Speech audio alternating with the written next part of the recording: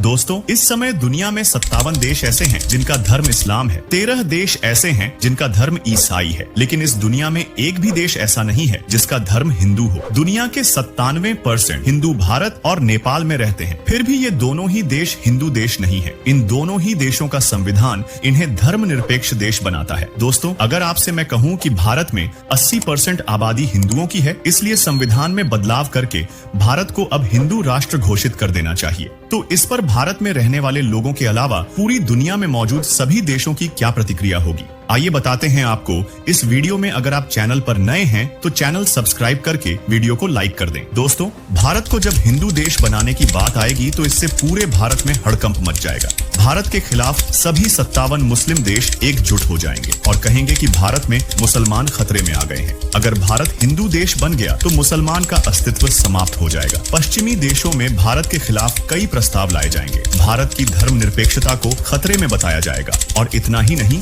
पूरा का पूरा लोकतंत्र ही खतरे में बताया जाएगा। अल्पसंख्यकों के मानव अधिकारों पर लंबे लंबे लेक्चर दिए जाएंगे और हो सकता है कि इस मुद्दे पर संयुक्त राष्ट्र में भी कोई नई बहस छिड़ जाए। लेकिन दोस्तों, एक बार जरा यह सोचकर देखिए कि अगर यही बात किसी मुस्लिम बाहुल्य देश में हो जाए तो सभी देश इस पर कैसी प्रतिक्रिया देंगे? दोस्तों, वैसे ही प्रतिक्रिया देंगे जैसी बांग्लादेश में दी है। दुनिया में इस मुद्दे पर सन्नाटा सा छा जाएगा और कहीं भी इसकी कोई बात नहीं होगी और बांग्लादेश इसका सबसे बड़ा एग्जाम्पल है। दोस्तों, बांग्लादेश के अटॉर्नी जनरल ने वहां के हाईकोर्ट में कहा है कि बांग्लादेश में 90% से ज्यादा आबादी मुसलमानों की है, इसलिए बांग्लादेश के संविधान से धर्मनिरपेक्षता, समाजवाद और बंगाली राष्ट्रवाद जैसे शब्दों को अब हटा देना चाहिए। बांग्लादेश के संविधान में 4 आदर्शों का उल्लेख किया गया है और वह 4 आदर्श इस प्रकार हैं। पहला राष्ट्रवाद, दूसरा समाजवाद, तीसरा लोकतंत्र और चौथा धर्मनिरपेक्षता। जैसे भारत में 80% हिंदू आबादी होने के बाद भी भारत एक धर्मनिरपेक्ष देश है, ठीक उसी प्रकार से बांग्लादेश भी मुस्लिम बाहुल्य होते हुए भी खुद को धर्मनिरपेक्ष देश मानता है। लेकिन अब बांग्लादेश की गवर्नमेंट का कहना है कि जब 90% से ज्यादा आबादी मुसलमानों की हो गई है तो फिर बांग्लादेश को धर्मनिरपेक्ष रहने की क्या आवश्यकता है, क्योंकि सारी आबादी ही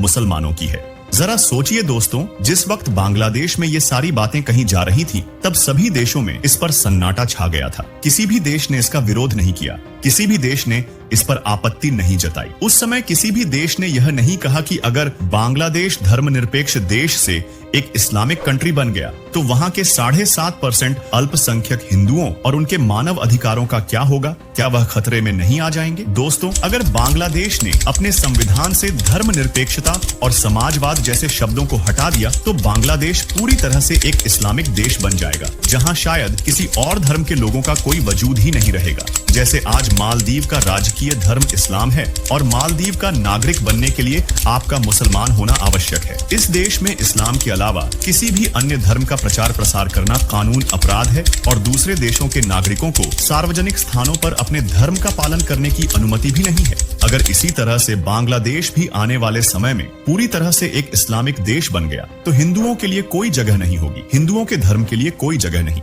अब यहाँ पर 2 बातें ध्यान देने वाली हैं।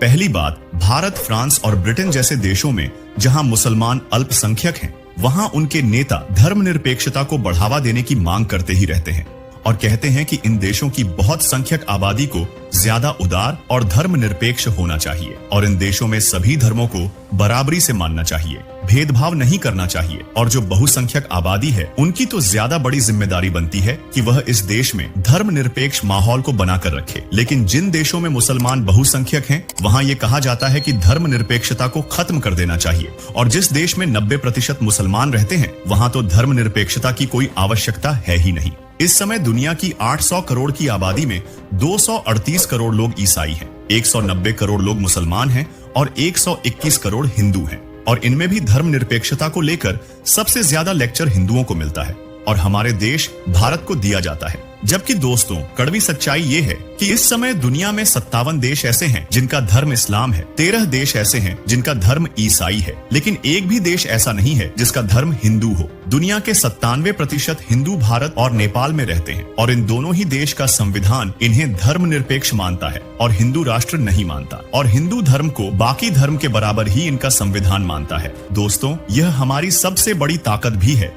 लेकिन जिन देशों में मुसलमान बहुसंख्यक हैं, वहां या तो धर्मनिरपेक्षता है ही नहीं, या अब वहां से धर्मनिरपेक्षता को हटाने की मांग की जाती है। दूसरी बड़ी बात यह है कि क्या बांग्लादेश में अल्पसंख्यक हिंदुओं के खिलाफ कोई बहुत बड़ी साजिश रची जा रही है। बांग्लादेश में 5 अगस्त 2024 से लेकर अब तक अल्पसंख्यक हिंदुओं के खिलाफ हिंसा की करीब 2000 से ज्यादा घटनाएं हो चुकी हैं और अब वहां से धर्मनिरपेक्षता को पूरी तरह से हटाने की मांग की जा रही है, जिससे बांग्लादेश में हिंदुओं का अस्तित्व खतरे में आ गया है। वहां की सरकार से जब पूछा जाता है कि हिंदुओं का इतना दमन क्यों हो रहा है, तब सरकार कहती है कि इसका सांप्रदायिक हिंसा से कोई लेना देना नहीं है, बल्कि यह अत्याचार, हिंसा उन हिंदुओं के खिलाफ हुई है जो कि पिछली सरकार के समर्थन में थे। 1947 के विभाजन से पहले बांग्लादेश भारत का ही हिस्सा हुआ करता था और वहां के हिंदू भारत के ही हिंदू थे, लेकिन विभाजन के बाद यह पूर्वी पाकिस्तान बना और पूर्वी पाकिस्तान से फिर यह बांग्लादेश बना और वर्ष 1951 से लेकर